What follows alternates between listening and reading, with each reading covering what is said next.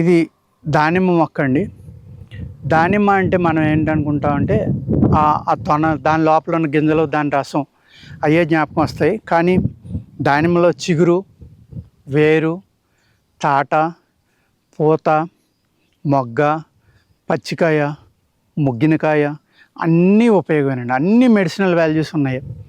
రక్తం పెరగాలి, రక్తం తగ్గిపోయిన వాళ్ళకి ఈ దానిమ్మ అనేది ఒక అద్భుతమైన న్యాచురల్ జ్యూస్గా, పళ్ళ యొక్క రసం తీసుకున్నారనుకోండి మీకు చక్కగా పెరుగుతుంది. కొంతమందికి ఎలర్జీ రావడానికి కూడా అవకాశం ఉంది, అది రేర్గా ఉంటుంది. ఇది ఎక్కువగా తాగడం వల్ల ఏమవుతుందంటే మొహం మీద లైట్గా పింపుల్స్ రావడం ఇలాంటివి కూడా జరుగుతూ ఉంటాయి. విటమిన్ సి ఎక్కువ పడని వాళ్ళకి, మిగిలిన వాళ్ళకి చాలా చక్కగా పనిచేస్తుంది. అలాగే ఈ దానిమ్మ మొక్క యొక్క ఈ పూత మొగ్గ ఏదైతే ఉందో, ఈ మొగ్గ కానీ ఇలాగ పూత వచ్చింది కదా, ఈ పూత, ఈ పువ్వుని తీసుకోండి. ఈ పువ్వుని తీసుకుని పటిక బెల్లం అంటే గడ్డ కింద ఉంటుంది కదా పంచదార, కడి మిశ్రీ అంటారు, రెండు కలిపి నూరాలి. కొద్దిగా నీళ్లు సుక్కలేసి నూరి ఆ వచ్చిన పేస్ట్ని ఒక గుడ్డలో మూట కట్టుకుని ముక్కులో పిండుకోవాలి. 2 చుక్కలు, కొంచెం మండుతుంది. కోల్డ్ మీకు అద్భుతంగా కంట్రోల్ అవుతుందండి. చాలా తొందరగా కోల్డ్ ఏదైతే రొంప అంటాం కదా మనం, ఆ కోల్డ్ వచ్చిందో ఆ కోల్డ్కి చాలా చక్కగా ఈ దానిమ్మ మొగ్గ యొక్క రసం పంచదార కలిపి కానీ, లేక మీరు పటిక బెల్లం కలిపి కానీ వేసుకోవాలి. కొంతమంది బెల్లం కలుపుకోవచ్చాగా లేదా అని అడగొద్దు. నేను ఏది చెప్తే అదే మీరు వాడుకుంటే చక్కగా ఉపయోగపడుతుంది. అదేవిధంగా ఆ మొగ్గల్ని మీరు ఎండబెట్టుకుని, ఈ పిందులు కానీ మొగ్గలు కానీ దానిమ్మకాయ తొక్కలు కానీ ఎండబెట్టుకుని ఒక 10 ml కషాయం అంటే ఒక 50 ml నీళ్లు పోసి అందులో ఒక 1/2 స్పూన్ పౌడర్ వేసి, ఎండబెట్టి చేసిన పౌడరు కషాయంగా కాసుకుని తాగితే మీ యొక్క సెల్ లెవెల్ దాకా వెళ్ళిపోయి, అంటే ఈ అతిగా వగరగా ఉంటుందండి. ఇది తాగడం వల్ల ఏంటంటే మీ పొట్టలో ఉన్న అమీబియస్ లాంటి నులి పురుగులు, అనేక రకాల సూక్ష్మజీవులను వెంటనే చంపేస్తుంది. అవన్నీ పారిపోతాయి అక్కడి నుంచి, మోషన్ ద్వారా బయటికి పోవడం, చచ్చిపోవటం కూడా జరుగుతుంది. అతి వగరు అనమాట. చాలా వగరు ఉండటం వల్ల ఆ వగరుని తట్టుకోలేక చనిపోతాయి. దానివల్ల ఏమవుతుందంటే మీకు గ్యాస్ట్రిక్ ప్రాబ్లం తగ్గుతుంది. అలాగే అతిగా మోషన్ అయ్యే వాళ్ళు తగిన మోతాదులో తీసుకుంటే మోషన్ తగ్గుతుంది. అసలు అవ్వనాళ్ళు పచ్చి దానిమ్మకాయ యొక్క తొక్క రసాన్ని, లోపల తెల్లగా ఉంటాయి కదా పొరల కింద మధ్యలో కాండం లాంటిది, ఇవన్నీ కలిపి రసం తీసుకుని ఒక 20 గ్రాములు రసం కనుక మీ బాడీ వెయిట్ ఎక్కువ ఉంటే 30 గ్రాములు తీసుకుంటే జాడించి 2-3 విరోచనాలు అవుతాయి. మీ పొట్టలో ఉన్న సమస్త కల్మషాలు బయటికి వెళ్ళిపోయి ఈ సెల్ లెవెల్లో ఏదైతే ఉందో కల్మషం, దాన్ని కూడా తీసేయటం వల్ల షుగర్ మీద కూడా చాలా చక్కగా ఆ రసం అనేది పనిచేస్తుందండి. అలాంటి రోజు తాగకూడదు, వారానికి 1 రోజు తాగండి చాలు. చాలా అంటే చాలా బాగా పనిచేస్తుంది. పువ్వులు ఉన్నాయి, లేకపోతే పిందులు ఉన్నాయి, కాయ దొరకలేదు, ఓన్లీ చిగుళ్ళు ఉన్నాయి, లేకపోతే చెట్టు ఉంది. అప్పుడు ఏం చేయాలి మనం? ఈ చిగురులనే మనం ఇప్పుడు ఏ ఉపయోగాలు అయితే నేను చెప్పానో అన్నిటికి కూడా ఈ చిగురులను కూడా మనం వాడుకోవచ్చు అన్నమాట. వాడుకోవడం వల్ల ఏమవుతుందంటే ఈ లూజ్ మోషన్స్ కానీ, కడుపులో క్రిములు కానీ, గ్యాస్ట్రిక్ ప్రాబ్లము, అలాగే షుగర్ సూటప్ అయిపోయి కంట్రోల్ అవ్వన్న వాళ్ళకి కూడా ఈ దానిమ్మకాయ తొక్క రసం అనేది పనిచేసి, షుగర్ మందు కూడా చాలా తొందరగా పనిచేసి కంట్రోల్ అవ్వడానికి కూడా చక్కగా, అంటే కంట్రోల్ అంటే పూర్తిగా కంట్రోల్ అయిపోయి తగ్గిపోతుందని కాదు, అప్పటికప్పుడు మీరు కొంత లెవెల్స్ తగ్గి మీరు సేఫ్ సైడ్లోకి వెళ్ళాలి అంటే ఈ దానిమ్మ మొగ్గ కానీ, పిండి కానీ, దాని పచ్చికాయ రసం కానీ, లేకపోతే పండిన కాయ అయితే గింజలు తీసేసి ఓన్లీ తొక్క, ఆ లోపల తెల్లగా ఉన్నాయి, అలాంటివి తీసి రసం కనుక తీసుకుంటే మీరు పరగడుపుని తీసుకోవాలి. ఒక 2 టీ స్పూన్లు, బాగా బరువు ఎక్కువ ఉంటే 2.5-3 టీ స్పూన్లు తీసుకోండి. బయటికి వెళ్ళొద్దు అది తీసుకున్నాక, ఎందుకంటే మోషన్స్ అవుతాయి 1-2. అదే రసాన్ని మీరు జస్ట్ ఒక 5 గ్రాములు కానీ 10 గ్రాముల లోపు కానీ తీసుకుంటే మీకు వెళ్ళే రక్త జగట విరోచనాలు కానీ, లూజ్ మోషన్స్ కానీ చక్కగా ఇమీడియట్గా కంట్రోల్ అవుతాయి. అంటే పొట్టలో ఉన్న క్రిమి వల్ల, అమీబియాసిస్ వల్ల, వాటి వల్ల ఏ మోషన్స్ ఏవైతే ఉన్నాయో అవి చాలా బాగా కంట్రోల్ అవుతాయి. ప్లస్ ఆ రక్త జగట విరోచనాలు అయిన వాళ్ళు మలద్వారం దగ్గర విపరీతమైన పెయిన్ వస్తూ ఉంటుంది, పుండు పడిపోతుంది, ఆ పుండుకు కూడా చక్కగా పనిచేస్తాయి. ఈ కషాయాన్ని రాసినా కూడా మీరు ఆ పుండు యొక్క ఆ చుట్టుపక్కల ఉన్న బ్యాక్టీరియా అంతా నిర్మూలన అయిపోయి మండుతుంది, కొంచెం చక్కగా పనిచేస్తుంది అనమాట. ఇలాగా దానిమ్మను మనం ఏదైతే ఓన్లీ పండు కింద చూస్తామో అదే దానిమ్మ మొక్క పండు కాకుండా ఇన్ని రకాలైన ఔషధోపయోగాలు ఈ దానిమ్మ మొక్కలో ఉన్నాయండి. ఇది శంఖం పువ్వులు అంటాం కదండి. ఇది పూర్వం ఏం చేసేవారంటే ప్రతి ఇంట్లోనే వేసేవారు. ఎందుకోసం అంటే చాలా అందంగా ఉంటుంది. ఈ పువ్వులు దేవుడికి పూజ చేసుకోవాలంటే నందివర్ధనం, ఇది నిత్యమల్లి అని ఉండేది. అంటే 365 రోజులు సంవత్సరంలో పూత వస్తుంది కాబట్టి నిత్యమల్లి అన్నారు దాన్ని. ఇలాగా మనల్ని ఈ చాలా మంచి మెడిసినల్ ప్లాంట్లు అండి. ఇది తెలుపు, నీలం 2 రంగులు ఉంటాయి.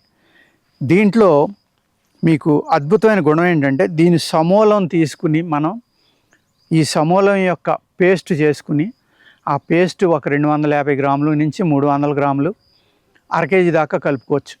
1 కేజీ ఆవు నెయ్యి పోసుకుని దాన్ని ఘృతంగా తయారు చేసుకోండి. అది మీ పిల్లలకు కనుక పెడితే పిల్లల యొక్క తెలివితేటలు ఎంత చక్కగా పెరుగుతాయంటే పెద్దలు కూడా తీసుకోవచ్చు. ఎవరైతే వయసు అయిపోయి మతిమరుపు వచ్చేసింది, మర్చిపోతున్నాం అనేవాళ్ళు ఉంటారో వాళ్ళకి జ్ఞాపక శక్తి, బ్రెయిన్ని రిజోనేట్ చేసి బ్రెయిన్ యొక్క శక్తిని పెంచడంలో ఒక అద్భుతమైన మూలిక ఈ శంఖం పువ్వుల మొక్క అండి. ఇది శంఖం పువ్వులు మొక్క డిఫరెంట్, శంకుపుష్పి అనేది డిఫరెంట్ అండి. శంకుపుష్పి అనేది నేల మీద పాకుతుంది. నేను ఇంతకు ముందర ఒక వీడియో చేశాను నేల ఉసిరి అని, ఆల్మోస్ట్ అలాగే ఉంటుంది. కానీ అందులో కూడా ఈ పింక్ పువ్వులు అంటే ఈ రంగు కాదు, బ్లూ కాదు, పింకు వైటు 2 రకాలు ఉంటాయి. తెల్ల శంకుపుష్పి చాలా అద్భుతమైన మెడిసినల్ ప్లాంట్ అండి. కాయకల్పలో కూడా వాడచ్చు దాన్ని. ఇది శంఖం పువ్వులు అంటారు, శంకుపుష్పి కాదు ఇది. ఈ ఫ్లవర్స్ ఏవైతే ఉన్నాయో ఈ పువ్వుల్ని కనుక మీరు కోసుకొని ఈ పువ్వుల యొక్క కషాయం అంటే ఒక 5-6 పువ్వులు కనుక వాటర్లో వేసి కషాయం కాస్తే ఆ వాటర్ కూడా ఈ కలర్కి వస్తుందండి. అది పరగడుపును కనుక తాగటం మొదలు పెడితే మనం ఇది షుగర్ మీద పనిచేస్తుంది, రక్తశుద్ధి మీద పనిచేస్తుంది, తెలివితేటలు బాగా పెరుగుతాయి. రక్తంలో ఏ అయితే మలినాలు ఉన్నాయో ఆ మలినాలు కూడా బయటికి పంపేయడం, అనేక రకాలు అనమాట. ఒక రకంగా కాదు, ఎన్నో రకాలుగా ఈ శంఖం పువ్వు అనేది, ఈ మూలిక అనేది పనిచేస్తుందండి. దీన్ని భస్మం చేసేసి సమూలంగా తీసి బాగా కాల్చేసి బూడిదైపోవాలి. భస్మం కాదు, బూడిద అవ్వాలి. ఆ బూడిదలో కనుక గేదె వెన్న కలిపి మొహానికి రాసుకుంటే ఈ మొటిమలు అలాంటివన్నీ తగ్గిపోయి మొహం ఎంత కాంతివంతంగా వస్తుందంటే ఒక తామర పువ్వు ఎంత సుకుమారంగా ఉంటుందో అంత సుకుమారంగా మీ ఫేస్ తయారవ్వాలి అంటే దీని సమూల భస్మం వెన్న కలిపి రాసుకోండి.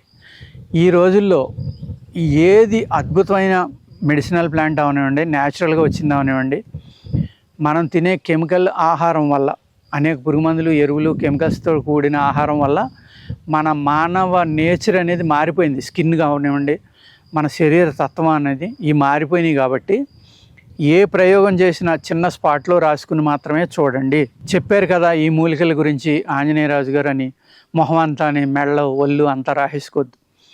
ఏది చెప్పినా కూడా చిన్న స్పాట్లో ముందర ఒక వారం రోజులు టెస్ట్ చేసుకున్న తర్వాత మాత్రమే మీరు ఇటువంటి ప్రయోగాలు చేయండి. ఎందుకు అంటే రకరకాల స్కిన్స్, పూర్వకాలం అయితే కళ్ళు మూసుకుని అందరూ రాసేసుకునేవారు, ఎవరికి ఏం తేడా వచ్చేది కాదు. ఇప్పుడు ఒక అమృతం, ఒక అద్భుతం అనేది రాసినా కూడా స్కిన్ అలర్జీలు, అనేక ప్రాబ్లమ్స్ రావడం జరుగుతుందన్నమాట. అందుకు తగిన జాగ్రత్తలు తీసుకోకుండా ఇటువంటి మూలికలు ఏవి కూడా వాడొద్దండి. అలాగే నేను అనేక చిట్కాలు కానీ ఇవి కానీ చెప్తున్నాను. ఎందుకంటే ఈ ఎక్కువగా పల్లెటూర్లు బతికే వాళ్ళకి, వ్యవసాయదారులకి, వ్యవసాయ కూలీలకి అందరికీ ఉపయోగపడేలాగా చెప్తున్నాను. ఈ వీడియో చూసేవాళ్ళు మీకు పొలంలో పనిచేసేటప్పుడు తేళ్ళు కొట్టడం, కందిరీగలు, తేనెటీగలు కొట్టడం, ఇలాంటి అనేక విషపు పురుగులు కొట్టడం వల్ల ఇబ్బంది పడుతూ ఉంటారు. అలాగే చెట్టు మీద తేలు ఉంటాయి, చెట్టు అది ఆకుతేలు అంటాం, పసిరి పచ్చగా ఉండి దానికి చిన్న కొండుండి ఒక గొంగిలి టైప్లో ఉండి కొడుతుంది. అది కుట్టినా కూడా తేలు కుట్టినంత బాధ వస్తుంది అనమాట. అటువంటి అన్నిటికీ కూడా దీని వేరు యొక్క గంధాన్ని తీసి కొంచెం నాకి ఆ వేరు గంధమే అక్కడ రాయొచ్చు. లేదు ఈ సమూలం వాడుకోవచ్చు, ఆకు వాడుకోవచ్చు, పువ్వు వాడుకోవచ్చు. ఇదే పువ్వుని స్టార్ హోటల్స్లో రైస్లో ఒక 5-6 పువ్వులు వేసి వండి, బ్లూ రైస్ అని, స్టార్ హోటల్ కాబట్టి అదొక స్పెషల్ రైస్గా అనేక రుగ్మతలను తగ్గించి మెడిసినల్ రైస్ అని కూడా పెట్టి, బ్లూ రైస్ అని పెట్టి 100 రూపాయలది 1000 రూపాయలు కూడా ఛార్జ్ చేస్తున్నట్టున్నారు. చాలామంది నాకు చెప్తున్నారు బ్లూ రైస్ అని దొరుకుతుందండి, ఏదండి అది. కొంతమంది తెలివైన వాళ్ళు ఇలా శంఖం పువ్వులు వేసి వండుతారంటండి, వండితే ఆ రంగు దిగి బ్లూ రైస్ అనేది వస్తుందంట అని చెప్తున్నారు. ఇలాగా ఈ శంఖం పువ్వు అనే మూలిక ఎక్కువ బ్రెయిన్ కండి. పూర్వకాలం ఏం చేసేవారంటే, మన పక్కనే తిప్పతీగ ఉంది, దాని గురించి ఇంకో వీడియో చేద్దాం. ఈ అమృతవల్లి అంటారు దీన్ని, తిప్పతీగ. ఈ తిప్పతీగ తోటి చేసిన ఘృతం ఏదైతే ఉందో అమృతాది ఘృతం అంటారు దాన్ని. ఆ అమృతాది ఘృతం అనేది చేసి ఆ ఘృతంలో మళ్ళీ దీని కషాయం తెల్లది తీసుకునేవారండి. దీన్ని గిరికర్ణిక అంటారు, అపరాజిత అంటారు, దింటెన అంటారు, గంటెన అంటారు, శంఖం పువ్వుల మొక్క అంటారు. ఇన్ని పేర్లు ఉన్నాయి దీనికి. అంచేత మన పూర్వం ఏంటంటే ఆయుర్వేదంలో కష్టపడని వాడికి అర్థం అవ్వకూడదని ఆ వర్డ్స్ వాడేవారు. గిరికర్ణిక అంటే ఏంటి అనేది తెలుసుకోవడం కోసం అనేక గ్రంథాలు చదువుతాడు. చదవడం వల్ల కొంత నాలెడ్జ్ వస్తుంది, వాడికి కష్టపడతాడు. ఆ నాలెడ్జ్ పెరగడం కోసం ఏంటంటే ఇది అనేక సాంస్క్రిట్ పేర్లతోటి ఈ మూలికల గురించి చెప్పేవారు. ఇప్పుడు మనం శంఖం పువ్వు అంటే అందుకే అర్థమవుతుంది.